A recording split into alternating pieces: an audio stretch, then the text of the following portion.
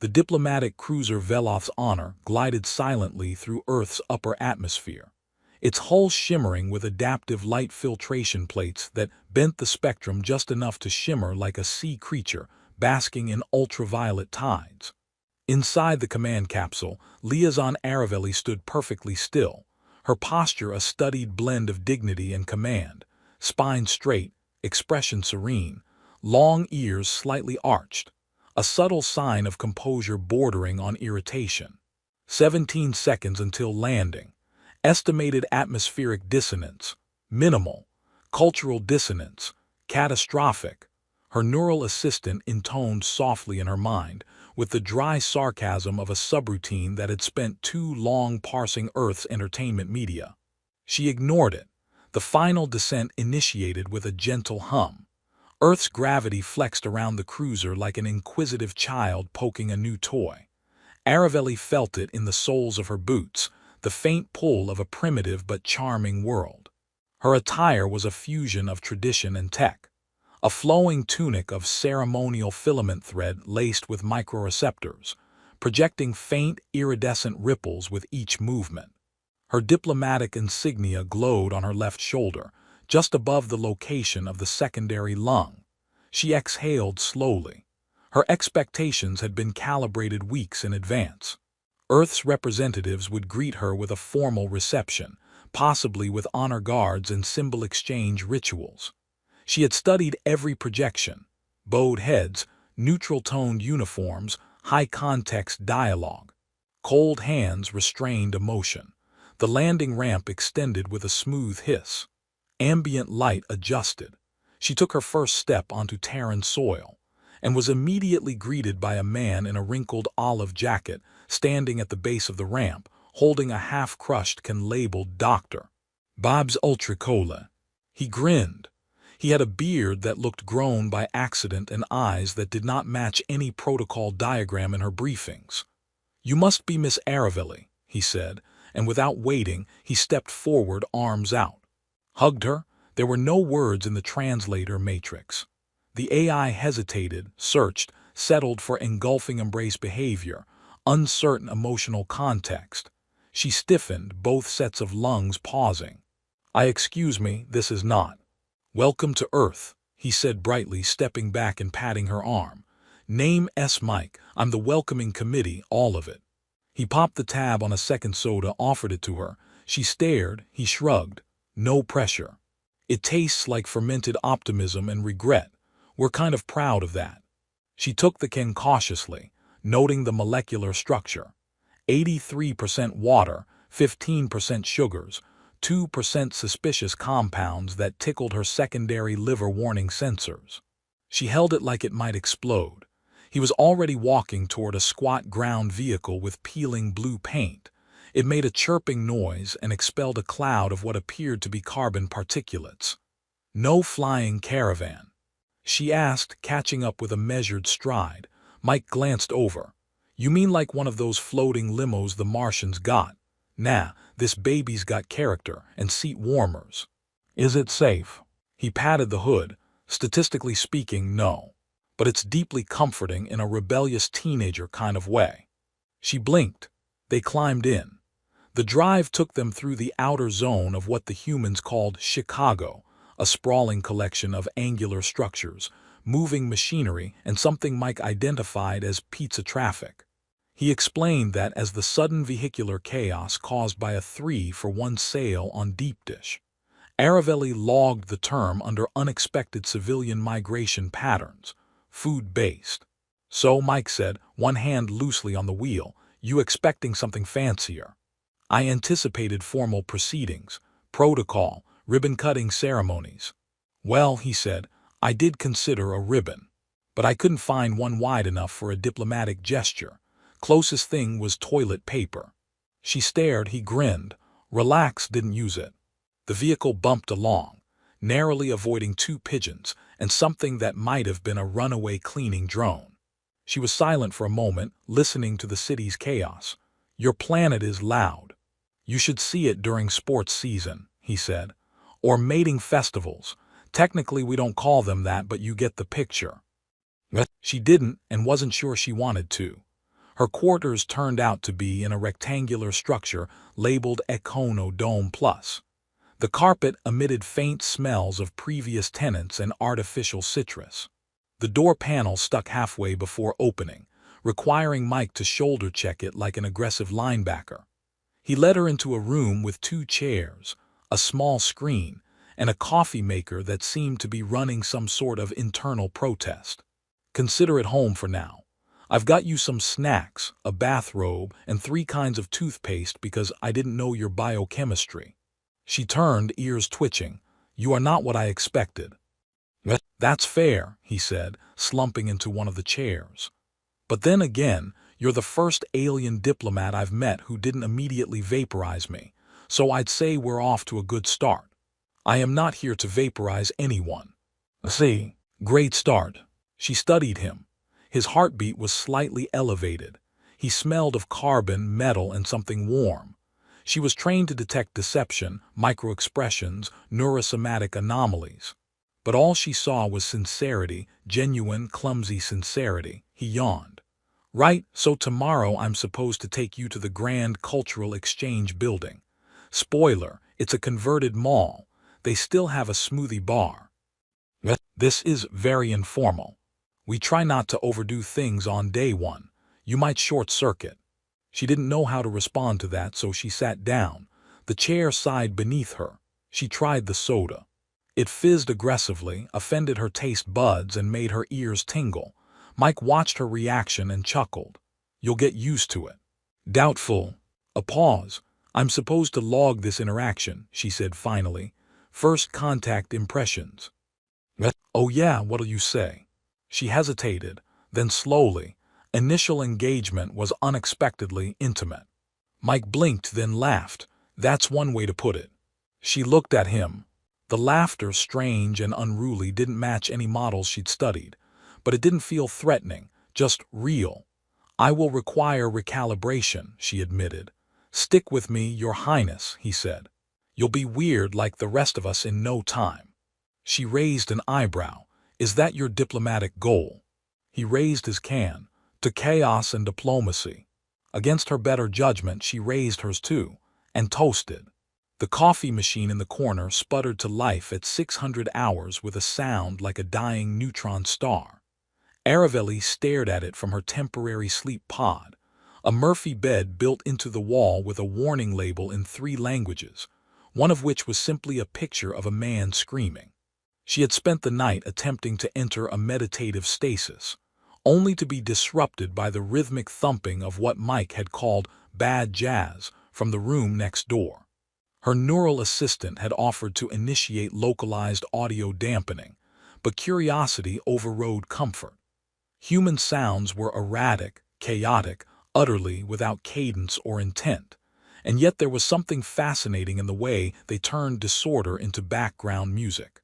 She stepped out into the room, wearing the earth-issued robe Mike had left for her, emblazoned with the logo of a local sports team, an angry duck wielding a hockey stick. Mike was already there, holding a mug that said Galaxy's okayest diplomat. His hair was going in 5 different directions, none of them obedient.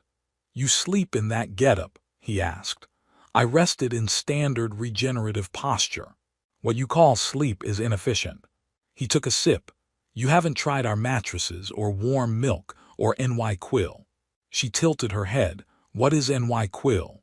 "Possibly a controlled substance, possibly a minor deity, jury's out." She eyed his mug. "What is that?" "Liquid resurrection, also known as coffee." He handed her a second cup. The smell assaulted her in the best possible way, sharp, smoky, slightly threatening. She took a cautious sip. Her pupils dilated. "This is not regulated. Welcome to Earth." They stepped outside 20 minutes later into a mild drizzle. Mike's vehicle, which he referred to as the Beast, had developed a new rattle in its rear axle, which he claimed was a feature. The ride to the Grand Cultural Exchange Center took them through a series of construction zones, each more aggressively orange-coned than the last. "Is your infrastructure always in this state of self-destruction?" she asked. Mike nodded. "It's a national tradition. We call it progress." The Cultural Exchange Center was, indeed, a mall, formerly. Now it was a multi-purpose governmental facility repurposed with alarming enthusiasm. Holographic projectors flickered inconsistently beside broken escalators, and a diplomatic kiosk had been installed where a pretzel stand used to be. The smell lingered.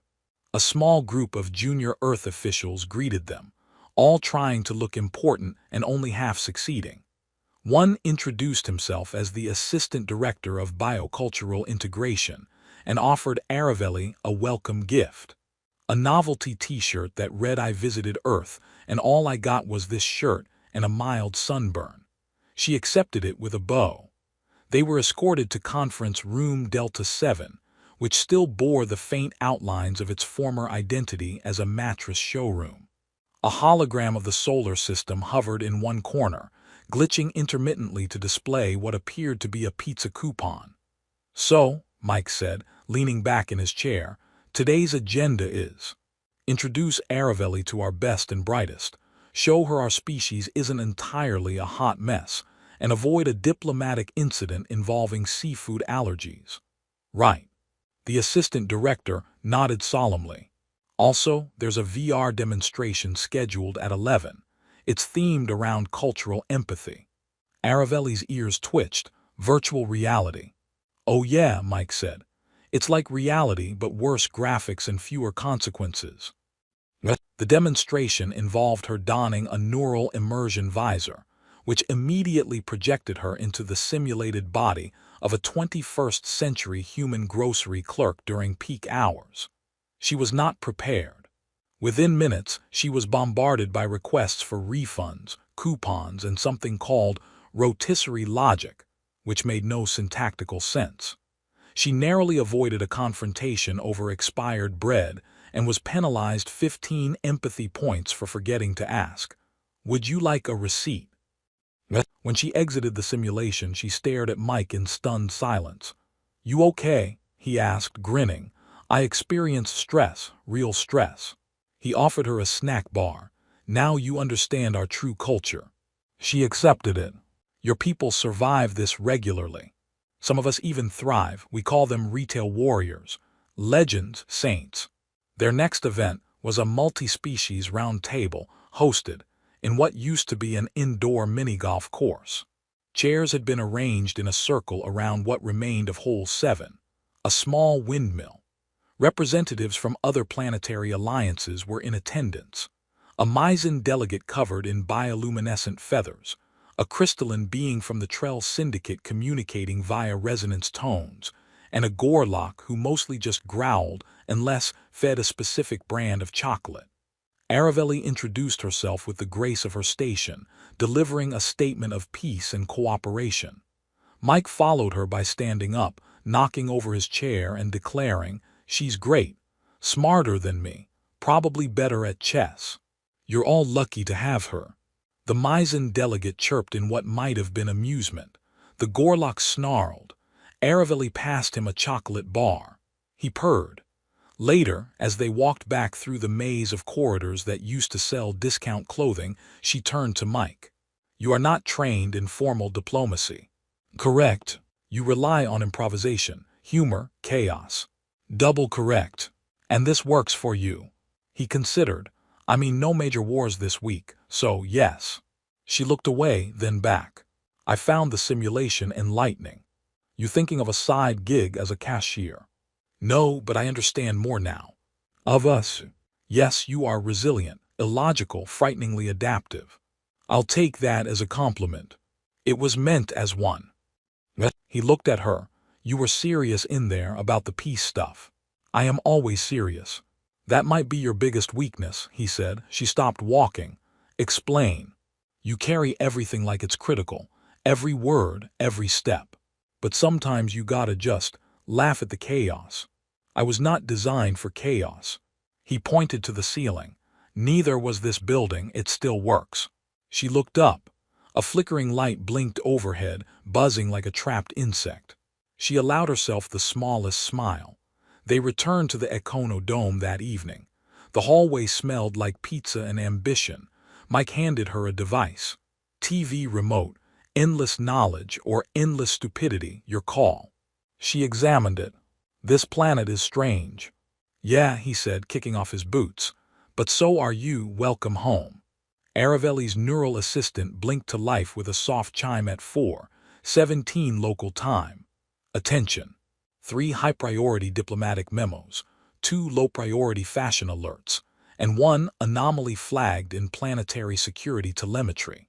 She stared at the dark ceiling of her sleep alcove, one ear flicking. Define anomaly. Undocumented surveillance patterns matching high-frequency pulse clusters consistent with covert observation tech. Origin, Terran military intelligence grid.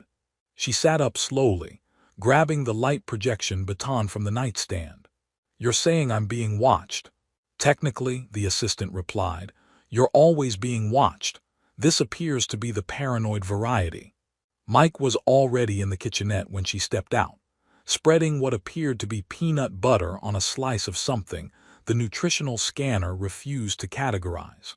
Morning, Your Excellency, he said cheerfully. Sleep well, or did the ceiling try to negotiate again? I am under observation by your defense network. He took a bite. Well, yeah, you're a powerful alien diplomat. Of course they're watching you. They're doing it covertly. Well, they're humans, not polite humans. She narrowed her eyes. Are you unconcerned by this breach of trust? He poured coffee into 2 mugs. I'm more concerned about what you'll do when you find the guys tailing you, for their sake. I do not. He raised an eyebrow, but you could. She took the mug, easily. He grinned, awesome. By 800, they were at the Department of Cultural Integration, a facility located inside what used to be a bank, still partially inhabited by a vending machine that had achieved sentience. A woman with square glasses and a voice like crushed gravel waved them into a conference room. You're late. Also, we've got an emergency. Mike leaned against the wall. Define emergency. High-tier Galnet broadcast intercepted. Someone's trying to fast-track Earth's alliance rejection vote. Internal sabotage suspected. Aravelli tilted her head.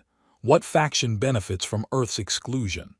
Depends who you ask, the woman muttered. Some think the Trell Syndicate wants to keep Earth quarantined. Others think it's internal, a Terran faction afraid of losing autonomy, or reality TV ratings. The theories are thick. Mike sipped his coffee. So what's the plan? You, she said, pointing at Aravelli, are being blamed. The logic is, weird things started happening after the tall alien showed up. Therefore, tall alien is at fault. Classic human logic, Mike said. Next they'll blame global warming on your ear length. Aravelli blinked.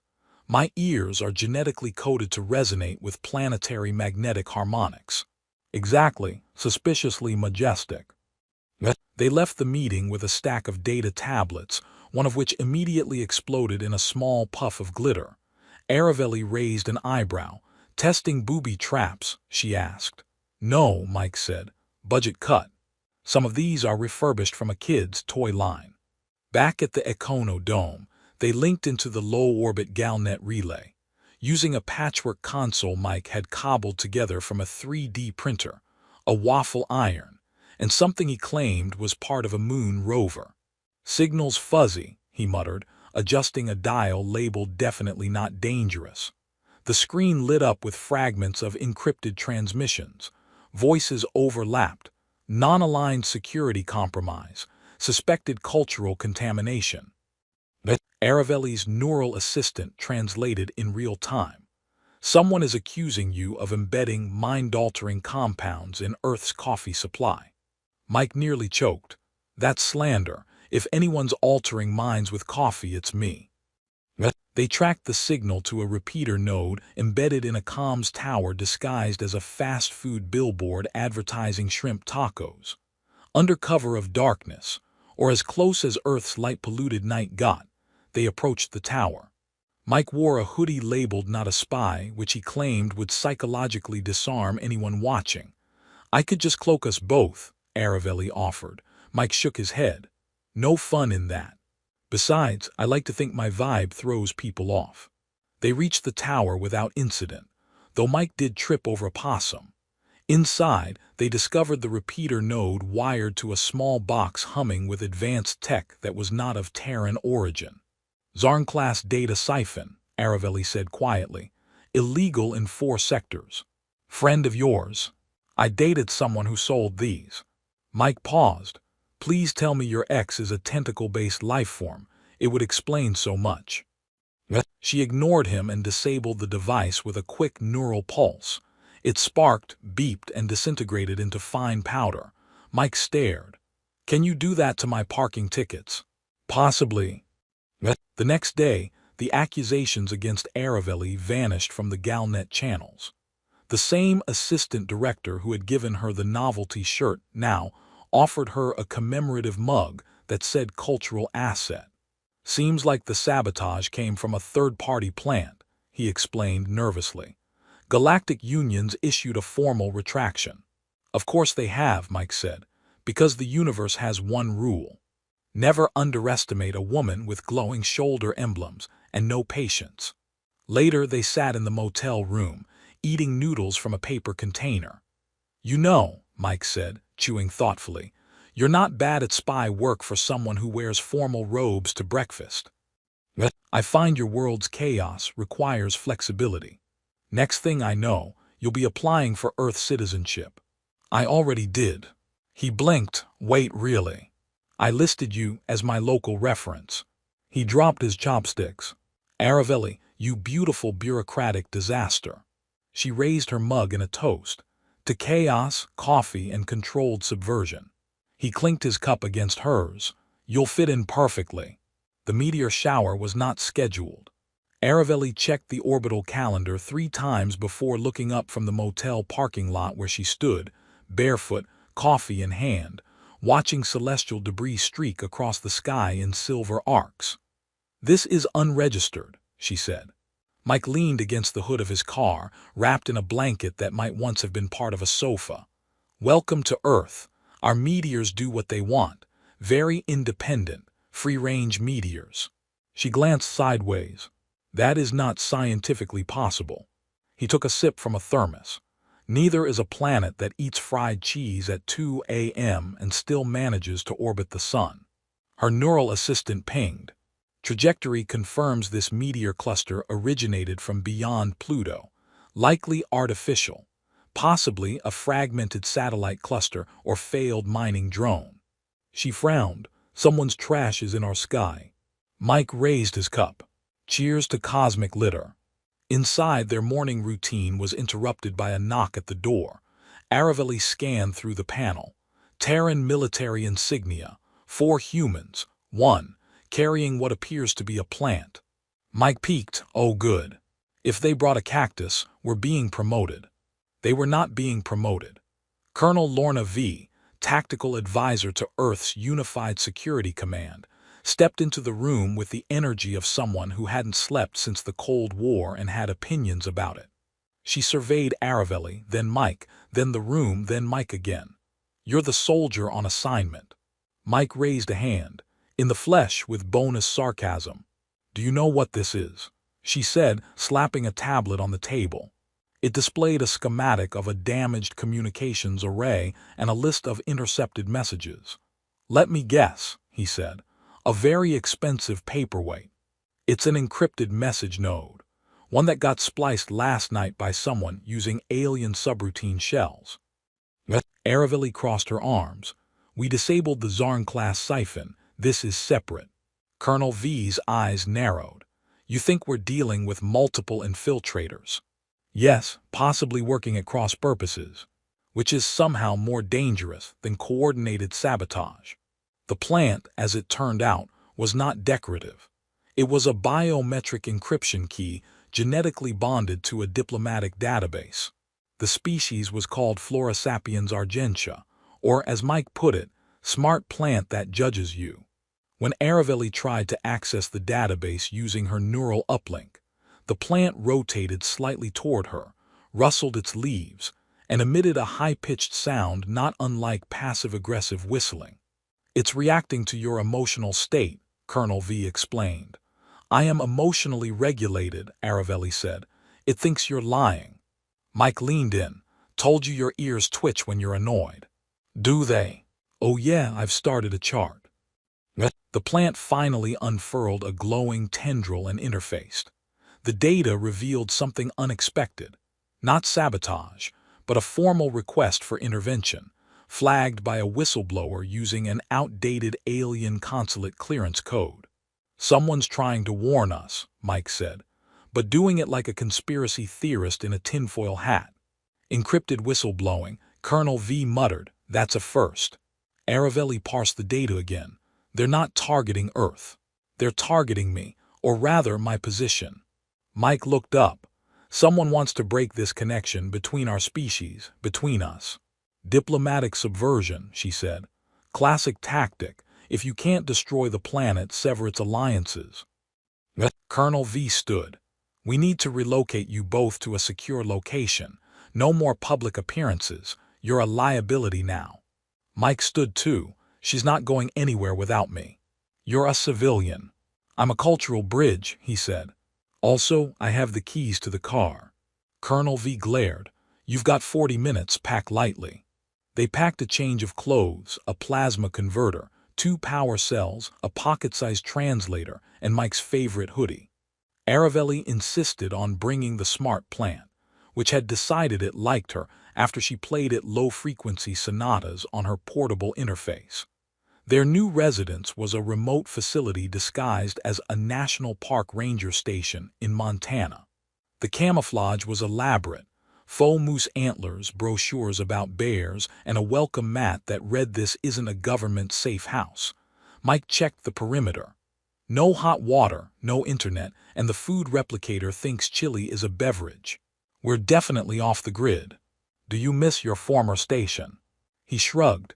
A little, but you're here and I brought my coffee machine, so survivable. They spent the first 2 days monitoring subspace communications and analyzing residual traces from the hacked node. By the 3rd day, Aravelli received a transmission fragment buried in a carrier wave. Look closer. The compromise is internal. She triangulated the signal source, the Cultural Exchange Center. Someone on the inside, she said. We need backup, Mike replied. She tapped her wrist interface. No time, we go now. They left at midnight in a nondescript hovertruck disguised as a food delivery van. Mike insisted they wear hats. For style, she asked. For anonymity and style. They infiltrated the center through a service access tunnel beneath what had once been a juice bar. Inside, they found a cloaked device pulsing with off-world tech. A beacon, not for surveillance but signaling. To who, Mike whispered. Aravelli scanned. Coordinates unknown, power levels increasing. It's about to broadcast.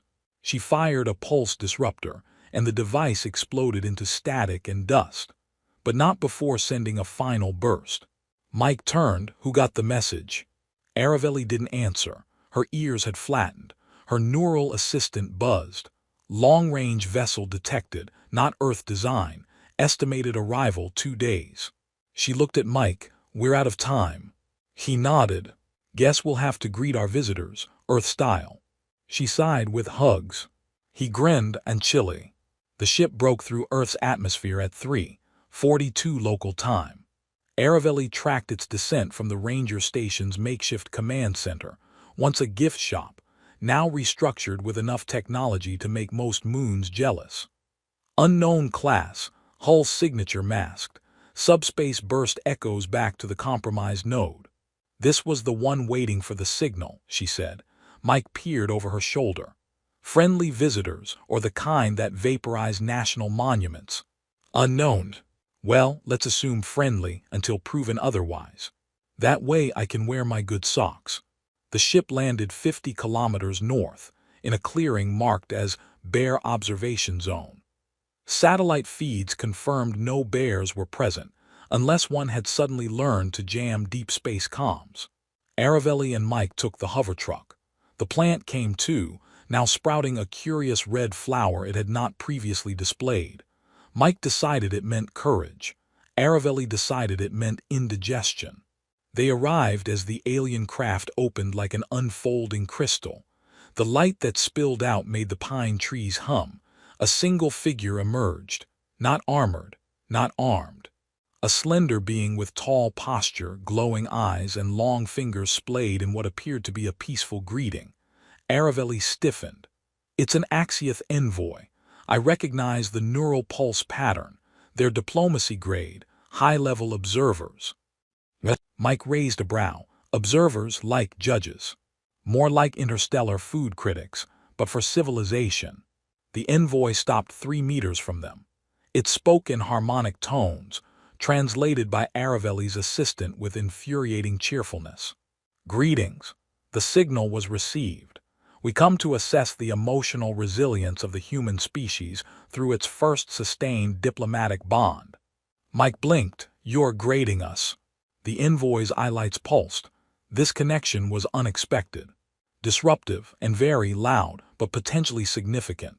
Aravelli stepped forward. What metric are you using to evaluate Earth's worthiness?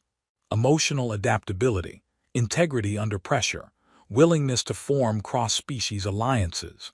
Humor index. Mike coughed. Weight humor S on the test. Correct. Do you have a moment to hear about squirrels? Aravelli put a hand on his arm. Please don't. Mike stepped forward. Look, I don't know what your files say about us, but this whole thing wasn't a plan. We didn't script it. We didn't even clean the room. I hugged her because she looked alone, and I kept showing up because she didn't tell me to leave. That's the extent of our interstellar strategy. The envoy made a sound like a pleasant wind chime. Noted. Continue. Aravelli took a breath. I came to this world expecting structure, protocol, measured words. What I found was spontaneity, chaos, improvised breakfast solutions, but also empathy, reflexive loyalty, disarming honesty. Mike smiled. And nachos, don't forget nachos. She looked at him. And nachos. The envoy shimmered. We have observed your patterns. You formed a stable communication channel, exchanged culture, defended one another, shared emotional subroutines in the form of neural resonance, and memes. Aravelli winced. You accessed the memes. Yes. We are still recovering. Mike held up a hand. We're not responsible for the raccoon in a spacesuit. That one's rogue. The envoy raised an arm, projecting a rotating glyph in midair. Conclusion. Humanity is volatile, unrefined, frequently irrational, yet displays a rare potential for interspecies compassion. This bond, it said, nodding at them both, is statistically improbable, and therefore valuable. Aravelli stepped forward. Do you approve Earth's entry into the Union? The glyph spun faster. We approve conditional integration, advisory level only, further observation to continue through existing liaison. Mike raised a brow. You mean her?